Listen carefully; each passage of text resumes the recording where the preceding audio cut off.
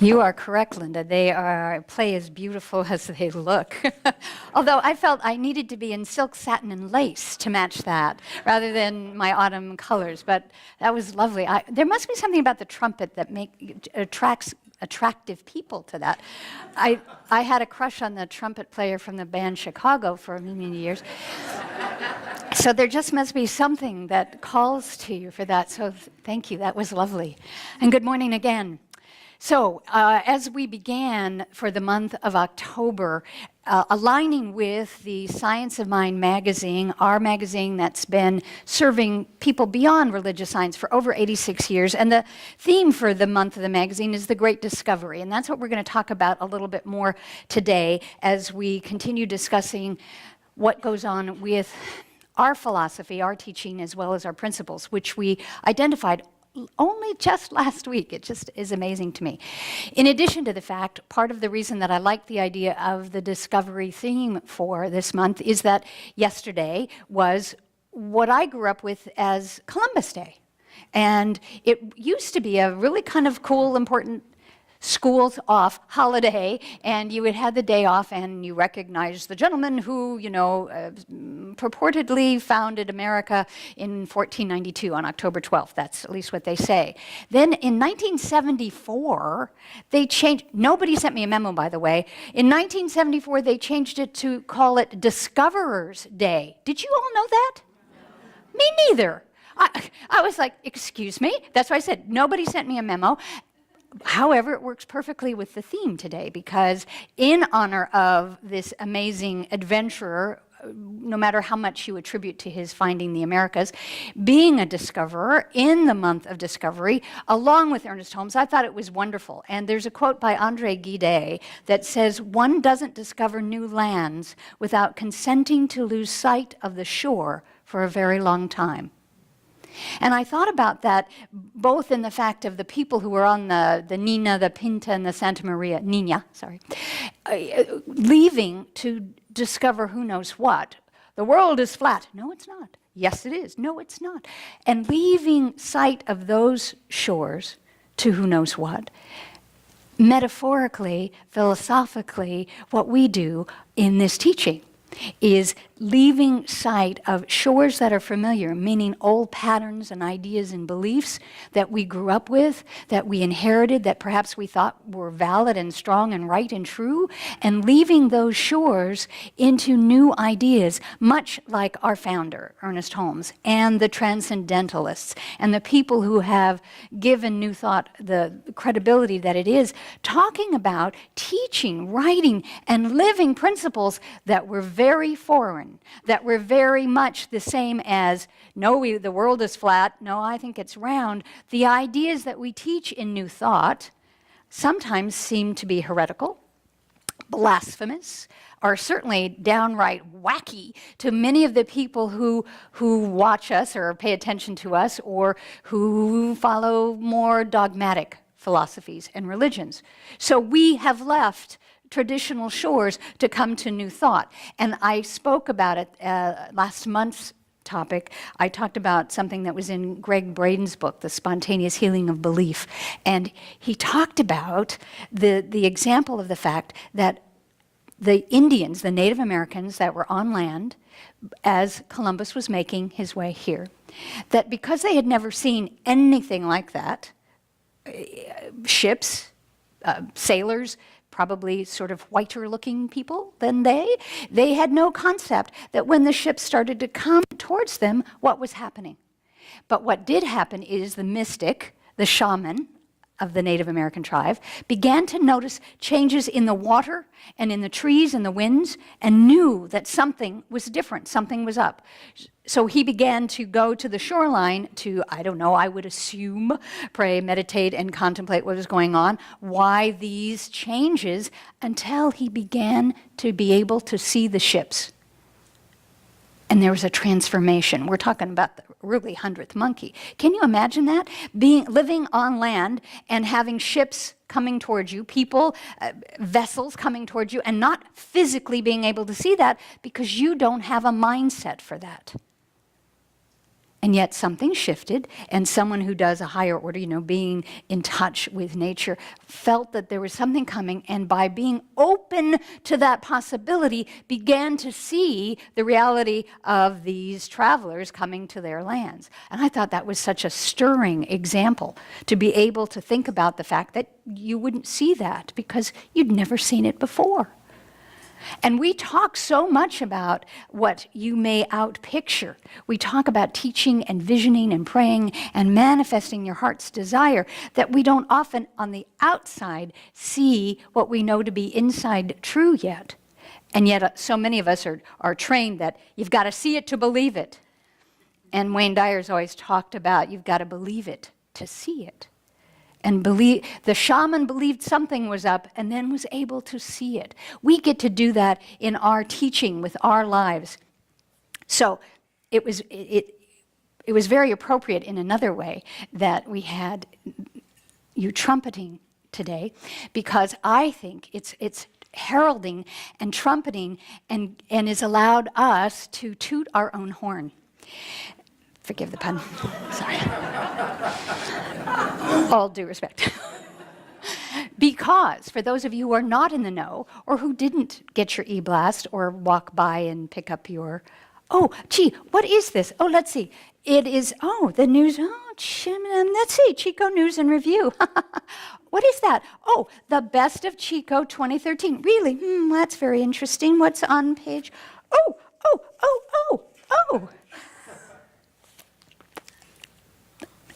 The third best place to pray is Chico New Thought Center.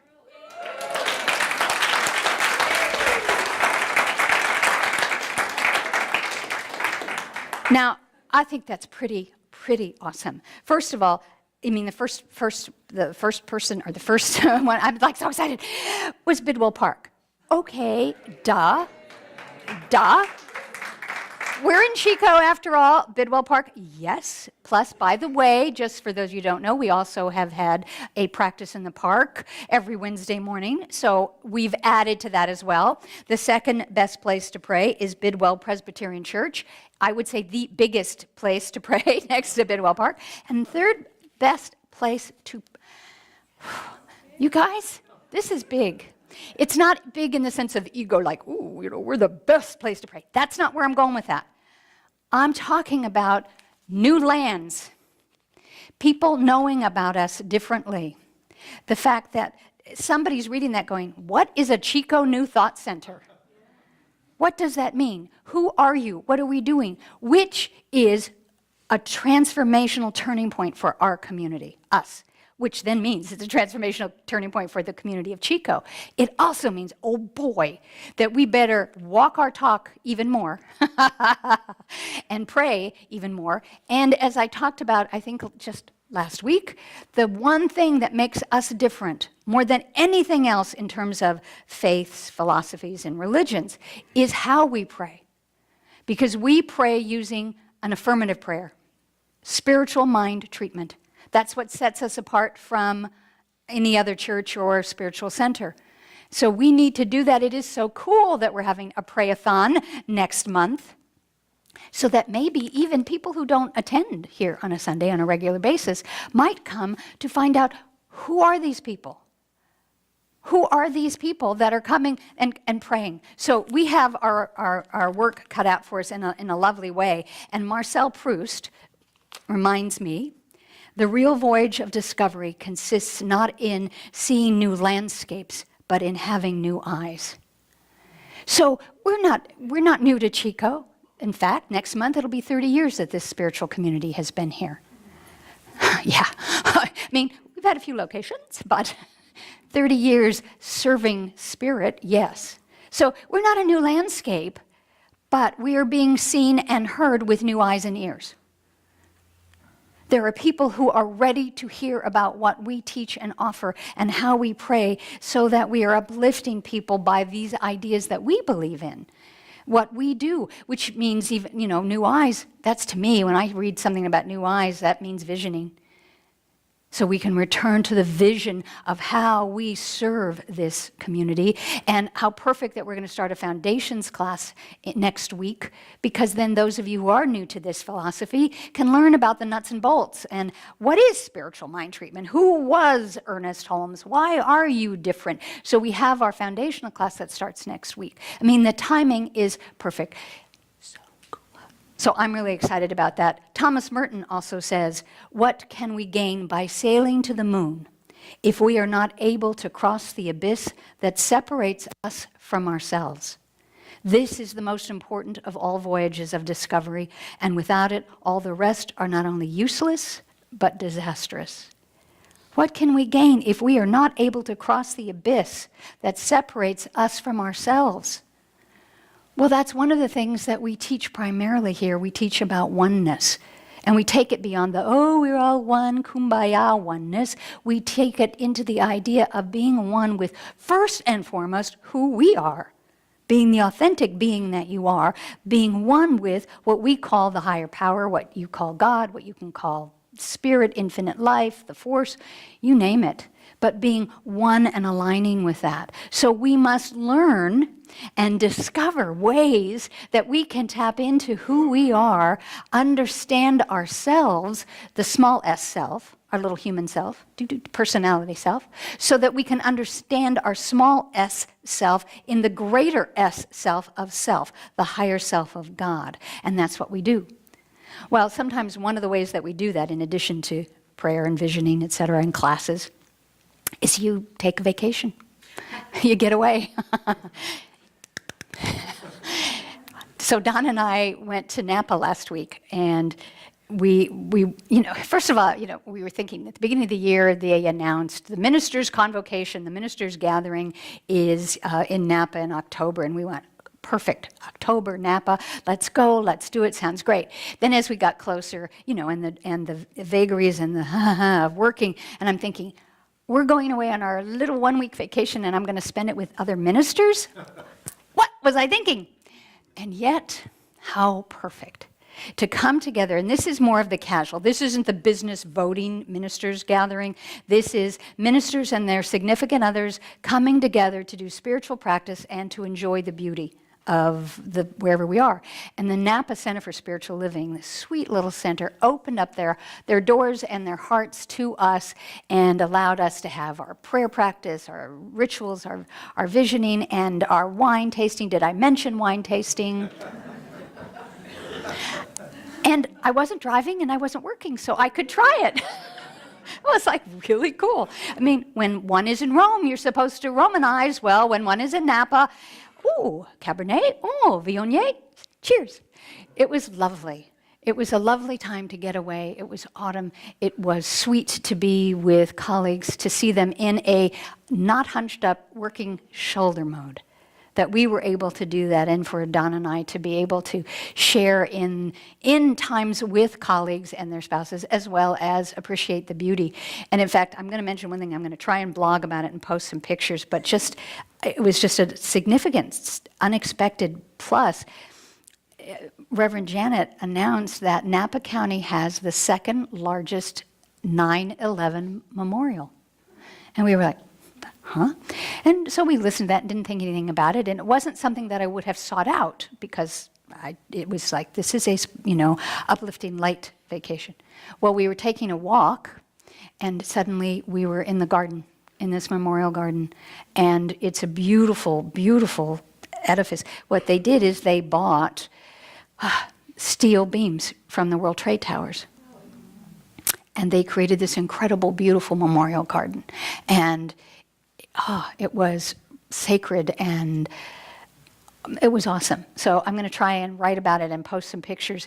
And I just want to let you know, if any of you, because Napa's not that far away for us. For a lot of my colleagues who are coming from New Jersey or wherever, it's a big trip. But for us, it's a wonderful little day ride down there, and it's a lovely memorial and tribute to those who, 9/11. So I move on. While at the conference, one of the things that they offered to us on Wednesday night was the service was presented by the Launching Pad Center for Spiritual Living. Now, the Launching Pad is actually the first center run by young adults, ages 18 to 30. No one is turned away, but that's the age. And many of the congregants and students actually live on site. And they have a deep, rich, vibrant spiritual community. And they held the service on Wednesday night. They did the music, they did the prayer process and the dialogue circle, they did the discussion. And there was a gentleman, a young man, whose name is Elijah. He's a practitioner now. He's in ministerial school. And he got the call to open up the second launching pad in Utah, of all places, as he said, you know. And this gentleman is not your typical looking minister, let's just put it that way. Incredibly authentic and artistic and fabulous and so well spoken. And he was talking about his process of recently moving, he and his partner, moving to Utah, where he said it's the home of the missionaries, you know. And he said what he got after being there for a while and sort of thrust into that culture shock from Berkeley to Utah. Okay, you get the picture now, right? And he said that, yes, they're all missionaries, they're wonderful people. And he said, but what he got was he and the Launching Pad, religious scientists, young religious scientists, are permissionaries. Permission. Yeah, that's what happened in the circle when we heard it. Permissionaries. We went, woo. And you knew that every minister there was writing that down. I'm going to talk about it on Sunday. So right now, we're talking about the same thing I know that my colleagues are talking about. And yet, what I thought about, yes, is that we give permission, and I believe that's where Elijah was going. We give permission to anyone who listens or reads our philosophy. We give permission to be who you are, to trust your inner being, to know your higher self. Be permission to sing, dance, dress, speak, follow your bliss, be who you are and not be a carbon copy of what you think you're supposed to be or society says or your parents, et cetera, but permission to go on a voyage of self-discovery to understand yourself. And then I thought about it because you know me in words, and I broke it down, I went mission. So we are working per the mission that we set in intention, individually or perhaps collectively as a spiritual community. We have permission to follow the mission, the goal, that calling that is within us to find new lands within that are rich with the harvest, to find new ideas and beliefs that suit us, that fit us, that make us real and safe to be who we are. That's where we are. So I love being a permissionary. A permissionary visionary. I'm a very airy fairy, I guess. I have lots of Aries. So then that made me think about Douglas Adams, who is one of my favorite authors, and he wrote the Hitchhiker's Guide, in case you're not familiar. And he said, there is a theory which states that if ever anybody discovers exactly what the universe is for and why the universe is here, it will instantly disappear and be replaced by something even more bizarre and inexplicable. There is another theory which states that this has already happened. Yes.